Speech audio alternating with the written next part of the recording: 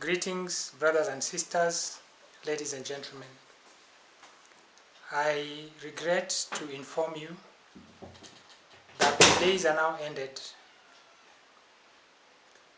which our Creator allocated to descendants of the survivors of Noah's flood, which include you, to live upon this earth. The days that we are now living in are an extension which our Creator has granted to enable as many as wish to return to Him to do so.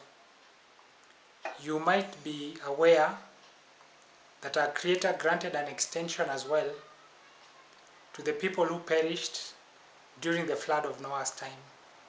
Our present situation is not much different. The reason many are not aware that our days on this earth are ended is because just as a person who reads in inches, measurements in a building plan which are given in centimeters, ends up building a different house than was intended, so you also are at a different place in time than you think you are at, because you have been interpreting the writings of the ancient Israelites using a different system for counting time than they used in their writings. Another way to put this is that you are effectively lost in time. You are lost because you know neither the number of days forward that you must go from where you now are at to get to the end of 6,000 years since the time our first father Adam was created, nor do you know the number of days back that you have to go in order to get to when Jesus of Nazareth was killed. In fact, you do not know the number of days backwards that you must go to get to when any of the events occurred for which the writings of the ancient Israelites, which include the Bible, provide a date.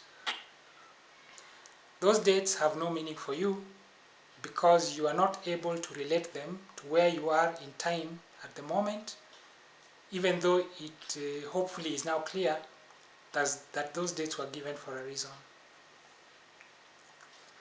But as for me, I do know those numbers. I know those numbers because our Creator has graciously granted me understanding of the system of timekeeping which the ancient Israelites were using. That is what gives me the confidence and courage to announce to you the end of our days as I do today. That understanding, I believe, has been granted to me for your benefit as well. For that reason, I have written everything down in a book, a small book, 50 pages only, and placed that book where any person anywhere in the world who is interested can access it quickly, easily, and cheaply. That place is Amazon.com, at the link in the description box below this video. I share this information with you not so much so that you can believe me, but so that you can hear it. What you do after hearing this information is entirely up to you. But one thing that I do wish you to understand or to be aware of is that it is not by accident or by chance that you happen to be lost in time as you are now. Your situation is the result or the outcome of a deliberate plot by people from outside this continent who used information that they obtained on this continent to devise the most potent tool at misdirecting mankind that this world has ever seen. To misdirect a person is to persuade them that by following certain directions they will end up at a certain place, when the reality is that they will end up at a completely different place. That tool, believe it or not, is known as Christianity. Christianity was invented for one purpose and one purpose alone: to misdirect mankind. Islam is merely a later appendix to the same project. Christianity is so effective at misdirecting mankind because it leverages upon the fact that people believe they're obeying their Creator when they follow directions that they get from priests. That is because priests are supposed to give directions only in the name of our Creator. And so the inventors of Christianity understood that their best chance at misdirecting mankind lay in passing themselves off as priests of our Creator. But there was one problem. By making it known that he has chosen only the descendants of Aaron, Moses' brother, to serve as priests before him, our Creator made it possible to visually identify people, a large percent of the people in this world, who could never serve before him as priests. That was a problem because Aaron was a black man and they were not. To counter that problem, therefore, they made the lie up that upon leaving Egypt, Aaron, along with all the other Israelites, crossed the Red Sea out of this continent of black people to a land where people who look like them come from. Anybody who believed that lie could never rule out the possibility that a person who looks like them could actually be a priest of our Creator, especially if that person claimed to be so.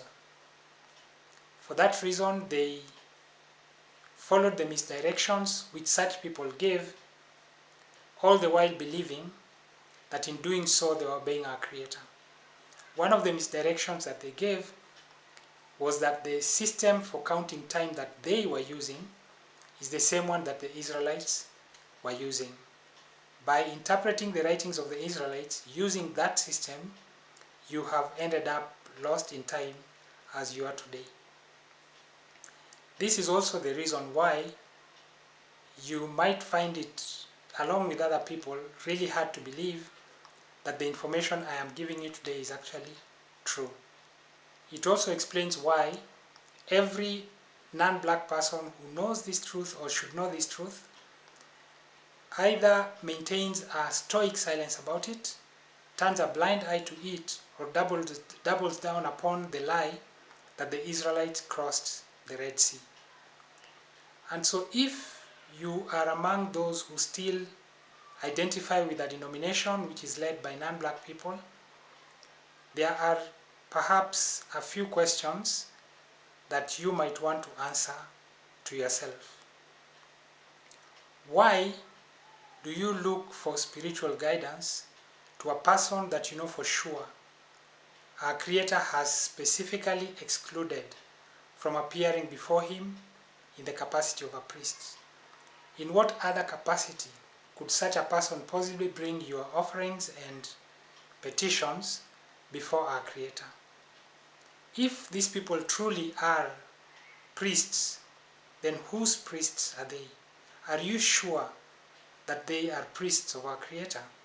Don't you think that if they were priests of our Creator, they would have the information that I'm now sharing with you? Why don't they have it? If the information that I have presented to you in this video today seems sensible enough to make you want to return to your Creator, then please follow the link in the description box below this video and signal your interest to join the community of returnees worldwide. That community will launch itself no later than 40 jubilees and 40 years since the day that they killed our Creator's anointed one. I am sure that you'll be able to work out the date for that day once you read the book. Thank you very much for your time and attention, and have a good day. Bye-bye.